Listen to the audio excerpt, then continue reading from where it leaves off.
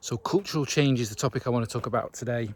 Change is a constant, it's always going to be here, but change can be incredibly disruptive when it's thrust upon us, which has happened recently, of course. And of course, for teams, operational teams in businesses, this is where cultural transformation is very difficult when change is thrust upon them. And it's important, therefore, to configure businesses to be agile, because it's agility that enables you to be responsive to change. That's the key thing. So cultural change is about behavioural change and taking your people on a journey of change. To succeed at that, you've got to introduce new ways of working. To succeed at introducing new ways of working, it's really important to understand that changing behaviours takes time.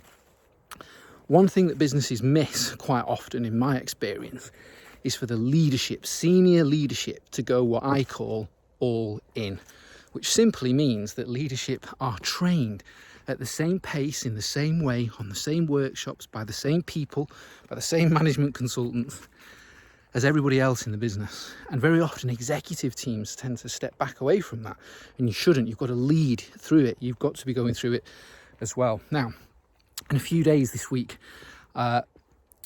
Warricle, along with Joanna Williams, who's my eldest sibling, and of course I work with Warricle, are running a webinar where they're going to be talking all about cultural and behavioural change. Joanna's a clinical psychologist who'll be able to talk through all of this. She works with executives and organisations on this point. So I would encourage you and invite you to attend that webinar. I'll tag it in the comments below this video, because you'll learn a hell of a lot more about it and what it takes to kind of go through that, especially given the disruptive times that we're in and how we're getting people to embrace change and go through those cultural shifts. So that's the message today. Cultural change is about creating agile environments that enable your people to thrive in areas of change which can be thrust upon them. You have to configure it.